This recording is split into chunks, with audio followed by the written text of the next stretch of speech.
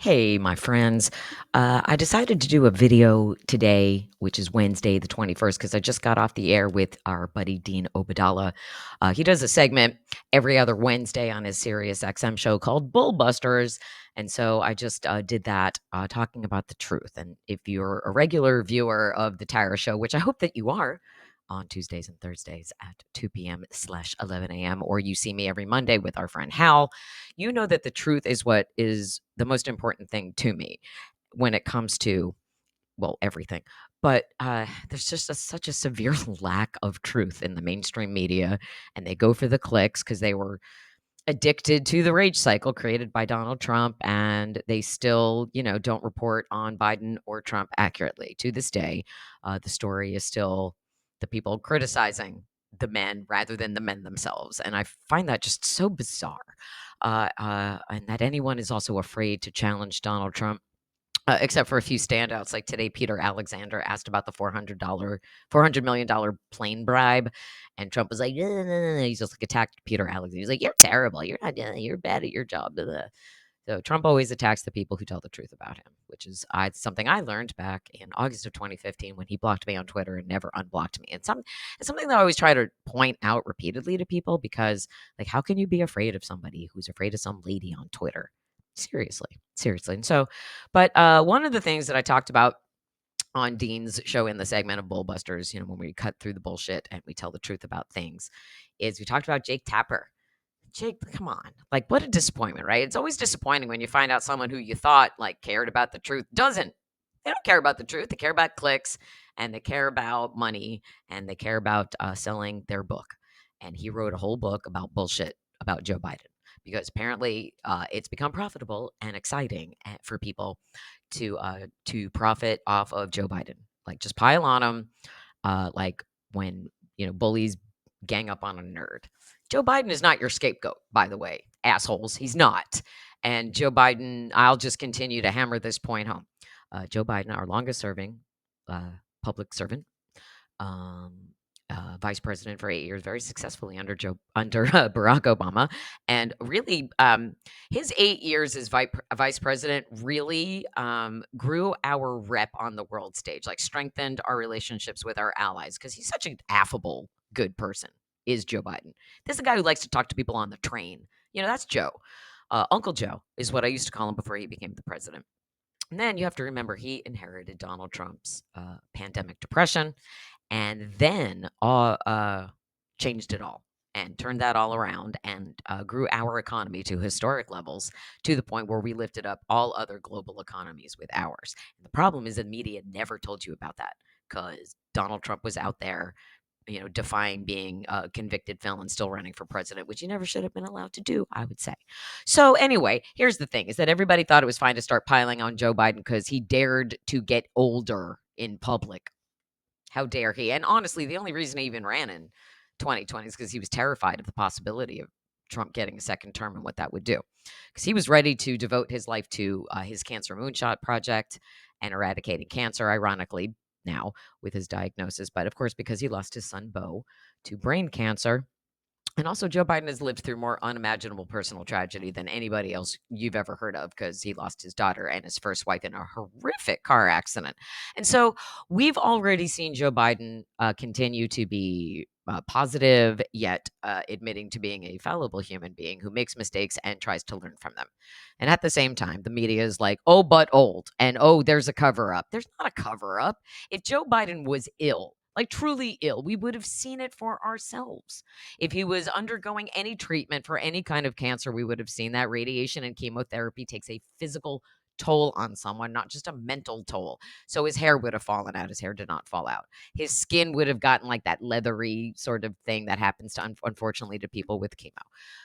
You would have seen a physical you did not see that. The man had a lifelong stutter. He struggled with that and still does. He gets tired and it's more pronounced when he's tired.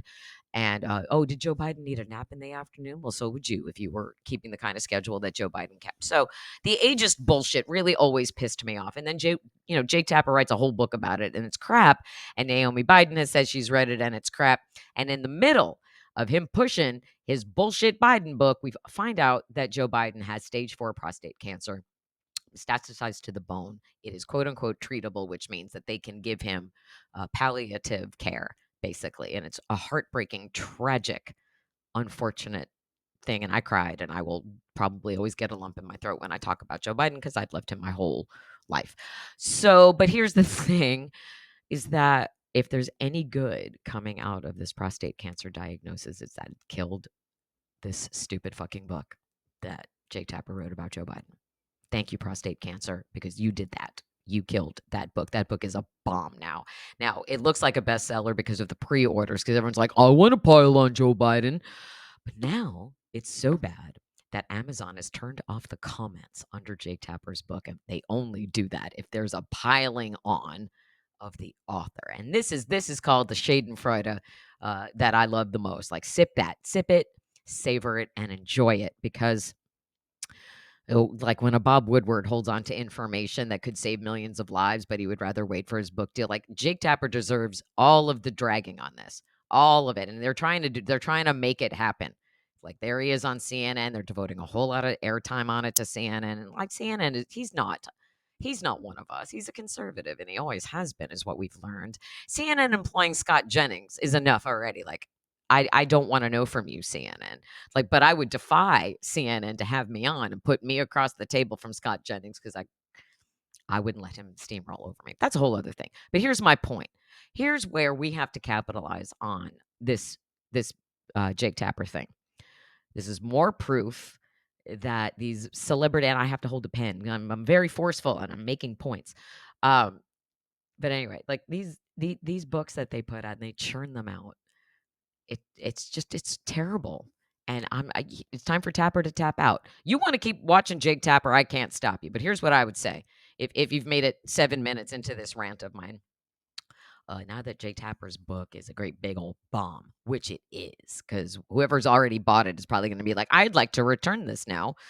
I would say, let's make it an opportunity for one of us, meaning me. There's my book, The Sound of Settling, a rock and roll love story, available now at TaraDublinRocks.com. If you don't want to buy it on Amazon, which I understand, but that's where I self-published it, because I'm still struggling to get a book deal, which is weird, because you would think the fact that I've been blocked by Donald Trump for 10 years and I've collected a MAGA block collection that would rival anybody, pretty much. You think that would be enough for me to get a book deal? Not yet. Not yet. Still plugging, still pushing. It's a terrible time to try to be promoting a book that doesn't bash Joe Biden, but my book does not bash Joe Biden in any way. It's also really not political. It's a very nice rock and roll love story based on my real life meet cool with Dave Grohl, not the most popular person right now, so let's not really dwell. But it's fiction. Just like Jake Tapper's book, it's fiction. Based in some sort of reality. It is an ultimate fan fiction based on my real life meet cool with Dave Grohl in 2001. Nothing ever happened between us. But after 2 decades of telling the story, my friends would always be like, well, what if? Well, what if? This book is well, what if? But there's also a feminist through line, and there's a lot of Foo Fighters Easter eggs in it. And it's just a straightforward rock and roll love story. You know who loves this book? Cameron Crowe.